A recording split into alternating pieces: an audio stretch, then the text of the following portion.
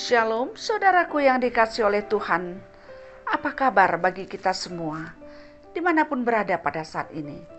Satu hal yang kita rindukan, kiranya setiap kita yang mendengarkan firman ini tetap merasakan bagaimana besarnya kasih Tuhan, perhatian Tuhan dalam hidup kita yang menuntun kita setiap saat.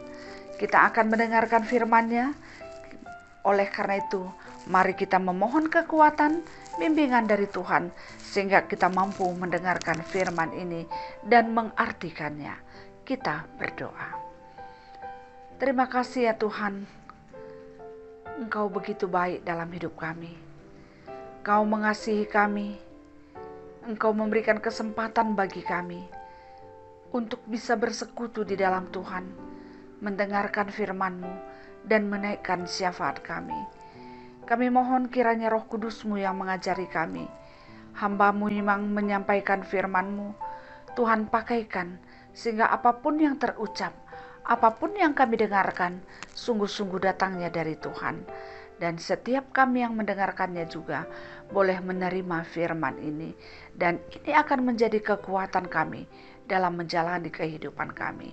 Inilah doa dan harapan kami. Kami sampaikan di dalam nama Yesus Tuhan kami. Amin. Saudaraku yang dikasihi oleh Tuhan, firman-Nya yang kita dengarkan pada hari ini terambil dari kitab Markus 3 ayat 28 sampai dengan ayat yang ke-30. Demikian bunyinya. Aku berkata kepadamu, sesungguhnya semua dosa dan hujat anak-anak manusia akan diampuni. Iya, semua hujat yang mereka ucapkan. Tetapi apabila seorang menghujat Roh Kudus, ia tidak mendapat ampun selama-lamanya, melainkan bersalah karena berbuat dosa kekal.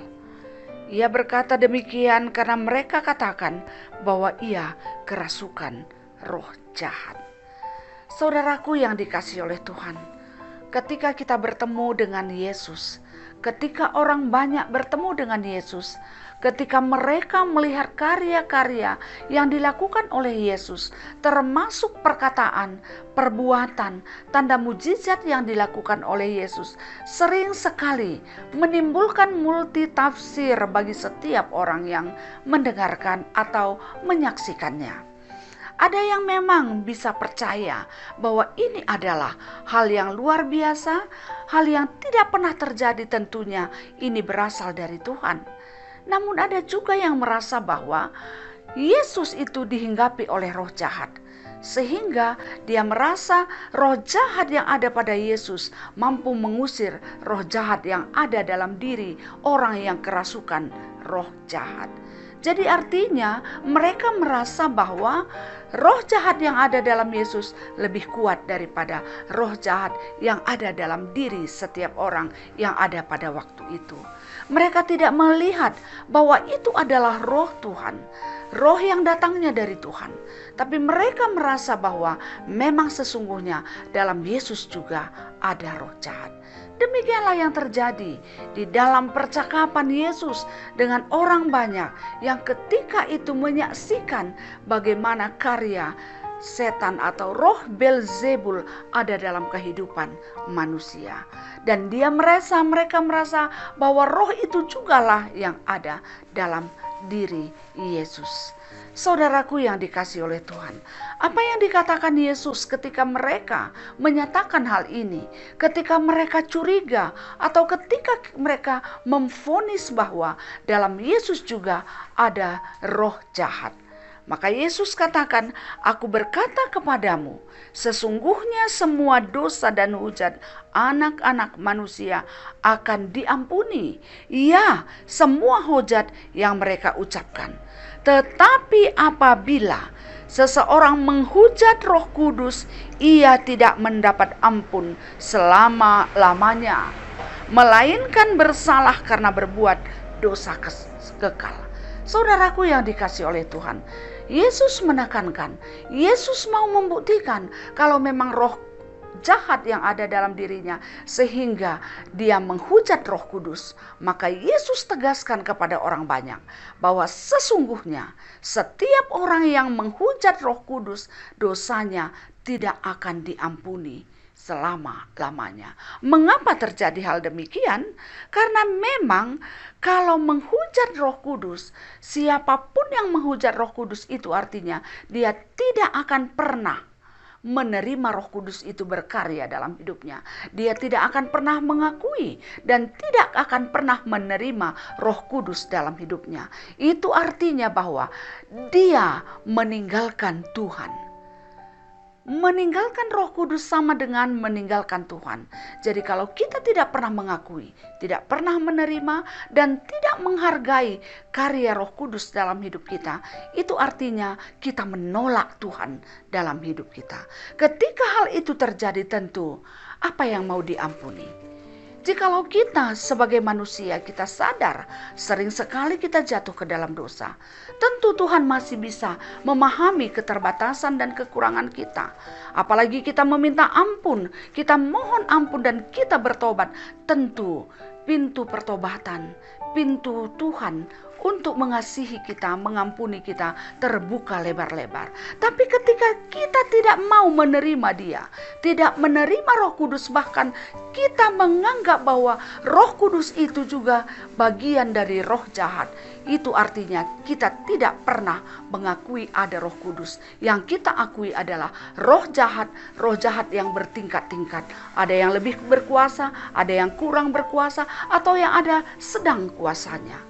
Oleh karena itu, saudaraku yang dikasihi oleh Tuhan, apa yang dikatakan oleh Yesus pada saat ini, bahwa Dia berkata demikian karena mereka katakan bahwa Ia kerasukan roh jahat. Jadi artinya Tuhan mau menegaskan, Yesus menegaskan bahwa yang ada dalam dirinya tidak sama dengan roh Beelzebul, tidak sama dengan roh jahat. Tapi ketika dia mampu melawan roh jahat, karena memang roh yang ada dalam dirinya adalah roh yang berasal dari Tuhan, yang memang pasti menang melawan roh-roh yang jahat. Saudaraku yang dikasihi oleh Tuhan, melalui firman ini kita belajar bagaimana kita mengakui Tuhan, mengakui rohnya senantiasa bekerja dalam hidup kita, mengakui bahwa Dia mampu mengubah hidup kita, Dia mampu menolong kita, Dia yang menghibur kita, Dia yang menguatkan kita, dan roh itu yang mampu membuat kita melakukan hal-hal yang terbaik dalam hidup ini. Oleh karena itu, saudaraku yang dikasihi oleh Tuhan, marilah jangan pernah menyamakan roh Tuhan dengan roh jahat. Jangan pernah menganggap bahwa roh Tuhan itu adalah bagian dari roh jahat. Karena roh Tuhan berasal dari Tuhan yang adalah pemilik kehidupan kita. Oleh karena itu, saudaraku yang dikasihi oleh Tuhan, akuilah kemahakuasaan roh Tuhan dan mintalah pertolongannya dalam setiap aspek kehidupan kita, baik suka maupun duka, sehingga ketika kita merasakan kebahagiaan, kita akan selalu bersyukur kepada Tuhan. Dan ketika kita merasakan sesuatu yang tidak menyenangkan hati kita, kita akan selalu memohon kekuatan dan petunjuk dari Tuhan, apa yang harus kita lakukan dan apa rencana Tuhan dalam setiap aspek yang terjadi dalam kehidupan kita. Demikianlah firman yang kita dengarkan pada hari ini. Mari kita bersatu hati, bertekad, punya komitmen bahwa kita akan selalu mengundang roh Tuhan. Kita akan selalu mengakui roh Tuhan yang berkuasa, berkarya dalam hidup kita, sehingga kita akan selalu mau mendengarkan suara roh itu yang sering berkata-kata di dalam hati kita untuk melakukan apa, mengucapkan apa, dan memikirkan apa sesuai dengan kehendaknya. Terpujilah nama Tuhan melalui firman Tuhan yang sudah kita dengarkan. Amin. Kita berdoa. Terima kasih ya Tuhan untuk firman yang sudah kami dengarkan. Kami bersyukur Tuhan menyatakan kepada kami, Tuhan menegaskan kepada kami bahwa roh Tuhan adalah roh benar-benar, bukan bagian dari roh jahat. Oleh karena itu kami tidak pantas untuk menghujatnya.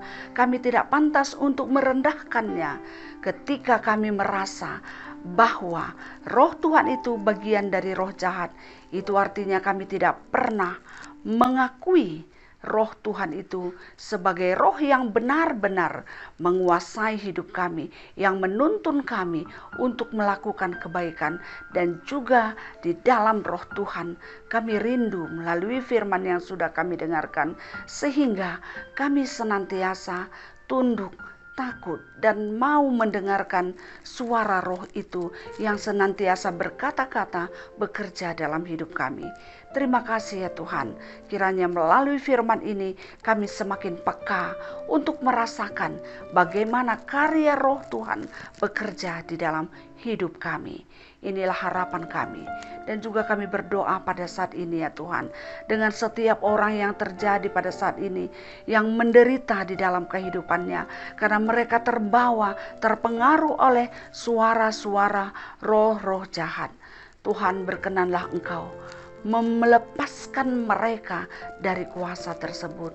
Biarlah mereka boleh mendapatkan kebebasan, sehingga roh Tuhan yang berkuasa dalam hidupnya, yang tentunya akan membawa mereka kepada kehidupan yang tenang, damai, dan sejahtera.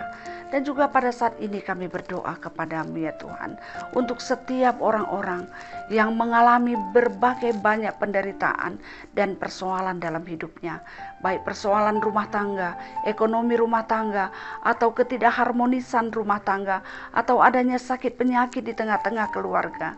Kami mohon ya Tuhan, kiranya Engkau berkenan untuk memberikan jalan keluar, membantu, menolong setiap orang terbeban di dalam penderitaannya, sehingga di dalam Tuhan mereka boleh mendapatkan jalan keluar. Dan terkhusus kami berdoa kepada orang-orang yang pada saat ini mengalami sakit penyakit, sakit apapun itu ya Tuhan, dimanapun mereka berada, baik di rumah maupun di opname, di rumah sakit. Tuhan, berkenalah Engkau menjamah tubuh mereka, menjauhkan penyakit itu dari dalam dirinya, sehingga dengan kasih Tuhan, berkat Tuhan, mereka boleh mendapatkan kesehatan yang sempurna. Terkhusus orang-orang yang terpapar virus corona, Tuhan, kami percaya kuasa Tuhan lebih kuat dari virus itu. Oleh karena itu, bersama dengan Tuhan, mereka boleh melawan virus ini dalam dirinya. Selamatkan mereka Tuhan, tenangkan hatinya, dan berikanlah mereka kebahagiaan dan sukacita. Dan juga kami berdoa pada saat ini untuk keluarga-keluarga yang merindukan anak untuk Tuhan karuniakan di tengah-tengah keluarganya.